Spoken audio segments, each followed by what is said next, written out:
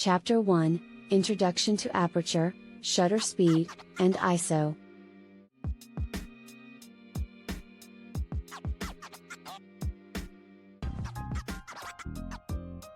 Hello and welcome to our series on understanding camera settings. In this lesson, we're going to introduce you to the three basic camera settings: aperture, shutter speed, and ISO.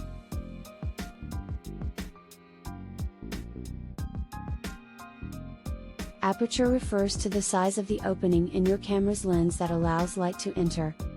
A larger aperture allows more light in, while a smaller aperture allows less light in.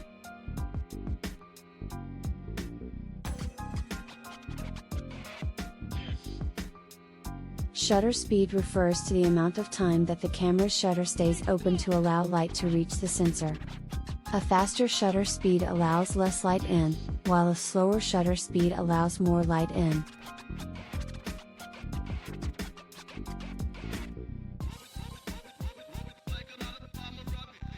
ISO refers to the camera's sensitivity to light. A low ISO means that the camera is less sensitive to light, while a high ISO means that the camera is more sensitive to light.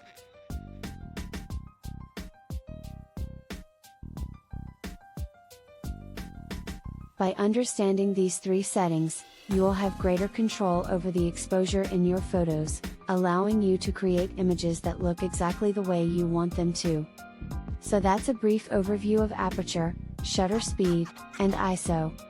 Chapter 2, How to adjust exposure using the exposure triangle.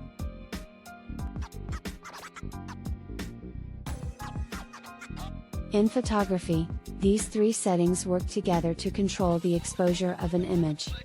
They form what's called the exposure triangle. By adjusting one setting, you'll need to adjust another to keep the exposure correct.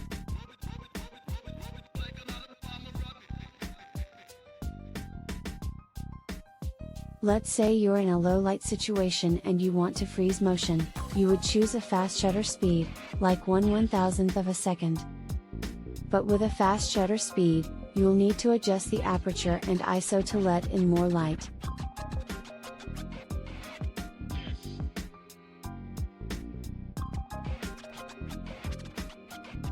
You might choose a large aperture, like f/2.8, and a high ISO, like ISO 3200. This will allow you to freeze motion and get enough light into the camera to create a properly exposed image. On the other hand, if you're in a well-lit situation and you want to capture a deep depth of field, you would choose a small aperture, like f/22. But with a small aperture, you'll need to adjust the shutter speed and ISO to keep the exposure correct.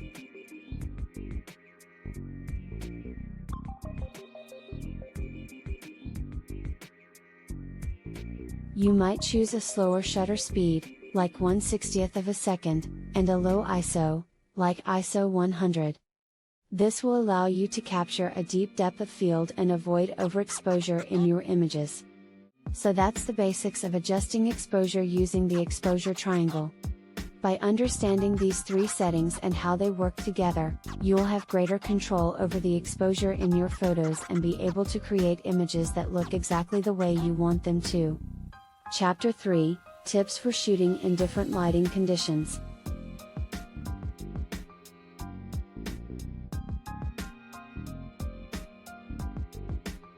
In this final chapter, we're going to give you some tips for shooting in different lighting conditions.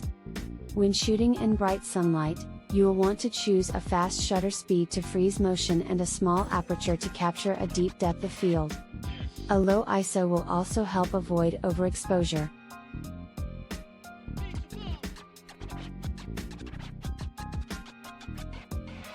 When shooting on an overcast day, you will want to choose a slower shutter speed to let in more light and a larger aperture to create a shallow depth of field.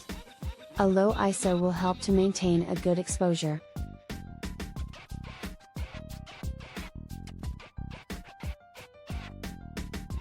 When shooting indoors, you will want to choose a fast shutter speed to freeze motion and a large aperture to let in more light. A high ISO will also be necessary to avoid underexposure. And when shooting in low light, you will want to choose a slow shutter speed to let in more light, a large aperture to allow more light in, and a high ISO to increase the camera's sensitivity to light. So those are some tips for shooting in different lighting conditions.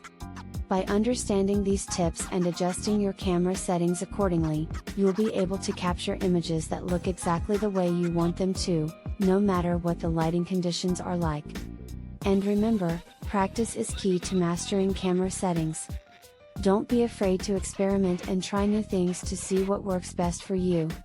Take advantage of different lighting conditions to challenge yourself and continue to grow as a photographer.